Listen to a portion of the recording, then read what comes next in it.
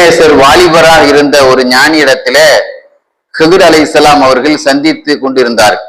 இது எப்படியோ அந்த ஊருடைய அரசனுக்கு தெரிந்து விட்டது. உடனே அந்த வாலிபர், ஞானியா இருக்கக்கூடிய அந்த வாலிபரை அழைத்து, ஹிதுர் அலைஹிஸ்ஸலாம் வந்தால் என்னையும் சந்திக்க சொல்ல வேண்டும், இல்லாவிட்டால் உன்னை கொலை செய்து விடுவேன் என்று அந்த அரசர் அந்த வாலிப ஞானியை மிரட்டி விட்டார்.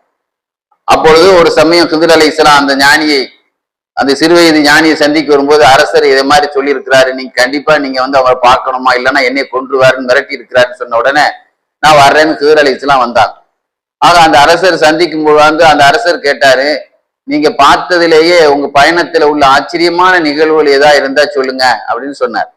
நிறைய ஆச்சரியம் இருக்கு, அதுல ஒன்னே ஒண்ணு நான் சொல்றேன். ஒரு ஊருக்கு பயணம் செய்தேன். அந்த ஊர் பிரம்மாண்டமான முறையில அழகான பங்களாக்களா கெட்டப்பட்டு இருந்தது, மக்களும் நிறைய இருந்தாங்க. அடுத்து ஒரு 500 வருஷம் கழிச்சு அந்த ஊருக்கு போனேன். ஆனா அந்த ஊரே இருந்த தடயமே இல்லை. அங்க புற்பூண்டா இருக்கிறது. அங்க இருந்து ஒரு ஆள் புல்லு வெட்டிட்டு இருந்தார். அவர்கிட்ட கேட்டேன், இங்க முன்னால ஒரு 500 வருஷத்துக்கு முந்தி இது ஒரு பெரிய ஊராக நகரமா இருந்தது அல்லவா, சிட்டியா இருந்துச்சேன்னு சொன்னதுக்கு, இல்லையே பாட்டம் போட்ட காலத்துல இருந்தே இப்படித்தான் இருந்துட்டு இருக்கு, இது மாதிரி இருந்ததே இல்லை அப்படின்னு சொல்லி அவர் சொன்னார். அதுக்கு பிறகு நான் ஒரு 500 வருஷம் கழிச்சு அந்த பகுதிக்கு போனேன். அது கடலா இருந்தது. அங்க ஒரு மனிதர் மீன் பிடிச்சிட்டு இருந்தார்.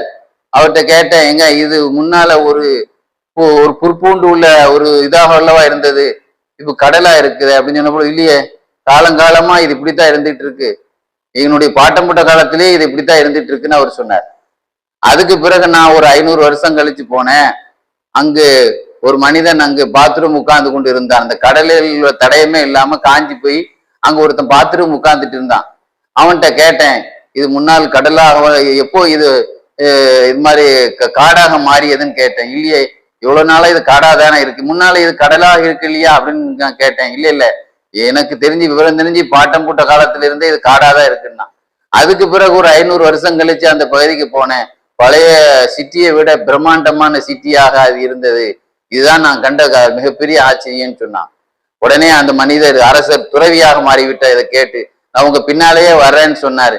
இல்ல, என் பின்னால வந்தா அது உன்னால பொறுமையா இருக்க முடியாது, நீ நேர்வழி பெற வேண்டுமானால் என் பயிற்சியை பெற்ற இந்த சீடரிடத்திலே, இந்த வாலிபரிடத்திலே நீ இவருடைய வழியை துயரு என்று சொல்லிவிட்டு அவர்கள் சென்றதாக அல்லாமா நான் ஹயாத்துல் ஹயவானுடைய ஆசிரியர் திம்யரி தன்னுடைய வரலாறிலே சொல்லி காட்டுவார்.